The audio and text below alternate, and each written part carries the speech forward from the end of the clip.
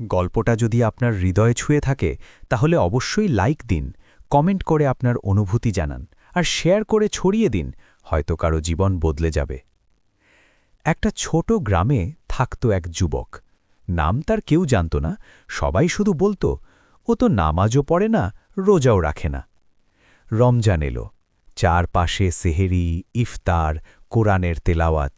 কিন্তু সেই যুবকের জীবনে রমজান যেন কোনো পরিবর্তন আনল না। একদিন সে বাজার থেকে ফিরছিল। হঠাৎ দেখল এক বৃদ্ধ মানুষ রোজা রেখেছেন, রোদে দাঁড়িয়ে কাঁপা হাতে কাজ করছেন। যুবক জিজ্ঞেস করল, চাচা, আপনি রোজা রেখে এত কষ্ট করছেন কেন? বৃদ্ধ হেসে বললেন, বাবা, রোজা শুধু না খাওয়ার নাম না, রোজা হল আল্লাহর জন্য কষ্ট সহ্য করার শিক্ষা।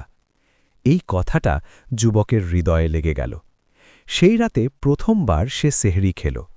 ফজরের আজান শুনে মনে হল এই ডাকটা যেন তার জন্যই। সে রোজা রাখল। সারা দিন ক্ষুধা, তৃষ্ণা, কিন্তু অদ্ভুত এক শান্তি। ইফতারের সময় চোখ দিয়ে অশ্রু পড়ছিল।